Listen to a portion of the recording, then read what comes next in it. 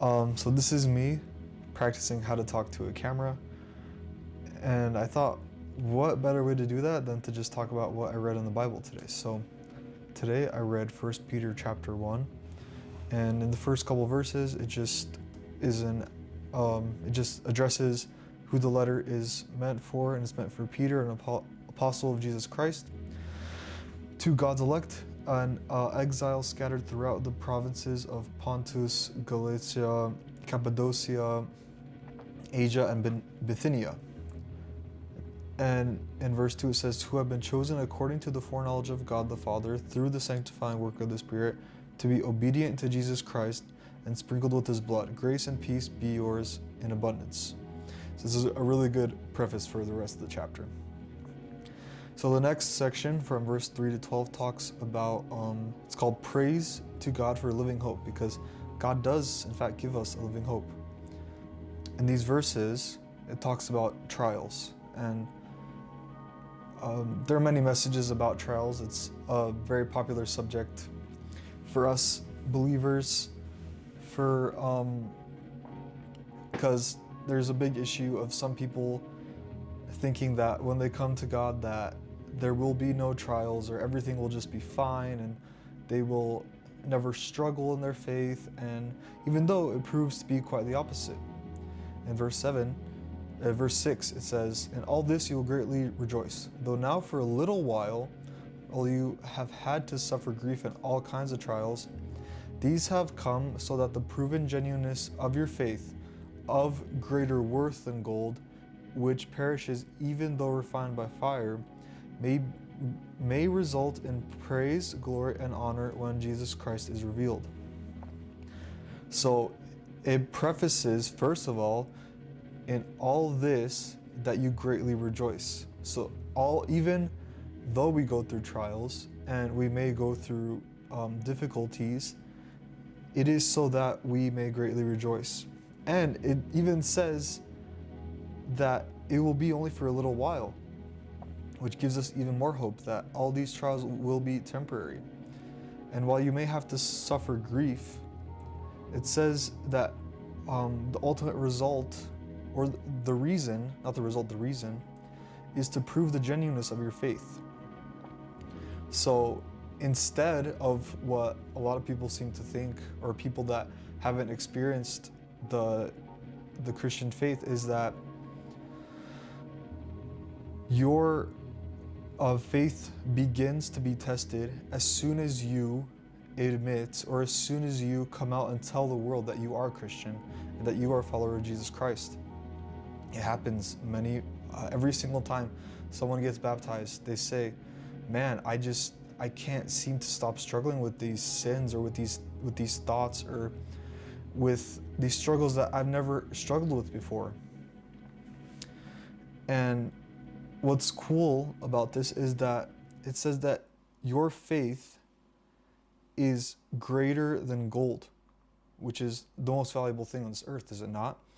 And it basically infers that your faith cannot even be destroyed by fire, which gold can be destroyed by fire, because it says it is of greater worth than gold, which perishes even though refined by fire. And then it finishes by saying that these trials may result in praise, glory, and honor when Jesus Christ is revealed. So as a result of these trials, it says that you will be strengthened and Jesus will be revealed.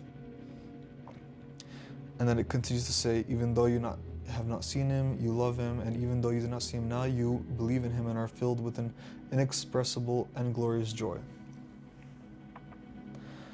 So going to the second section in verse 13, which I think is like the main point of this chapter, it basically is a call to holiness. It says, therefore, with minds that are alert and fully sober, set your hope on the grace to be brought to you when Jesus Christ is revealed at his coming. As obedient children, do not conform to the evil desires you had when you lived in ignorance, but just as he who called you is holy, so be holy in all you do, for it is written, be holy because I am holy. And this is the most important thing as Paul prefaces in the first couple verses, is that he calls us to obedience, and holiness is achieved through obedience. And obedience is done no matter how you feel or what you think.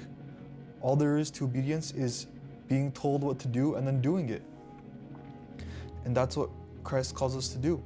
It also says not to conform to the evil desires you had because of your ignorance. Now that you know better, you should do better.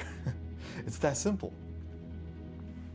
And we can see as a result of sin, just as you can plainly see, I mean, when someone is addicted to smoking cigarettes, you can immediately tell them like, hey, that's bad for you. That's going to give you lung cancer. You need to stop doing that.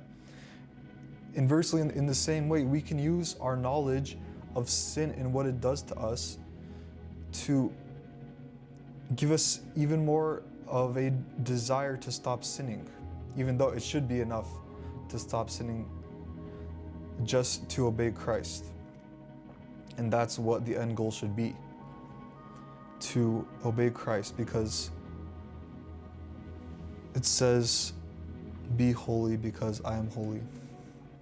Further on in the chapter, it says, since you call on a Father who judges each person's work impartially, live out your time as foreigners here in irreverent fear, for you know that it was not with perishable things such as silver or gold that you were redeemed from the empty way of life handed down to you from your ancestors, but with the precious blood of Christ, a lamb without blemish or defect.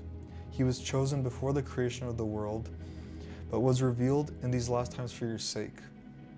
So Paul just completely destroys, the old life. He destroys everything that is not holy. He like doubles down on it. He's like, you've been redeemed from the empty way that's been handed down to you. And I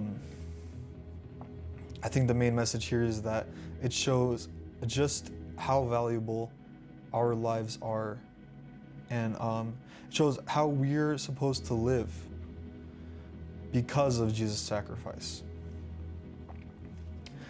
It even calls us foreigners, which is interesting because it points to the fact that we are meant to be in communion with God in heaven, where He resides, with God the Father. And it says that, in verse 18, when it says that it was not with perishable things such as silver or gold that you were redeemed, it means that our lives are worth even more than silver and gold, and they're worth more than anything physical on this earth,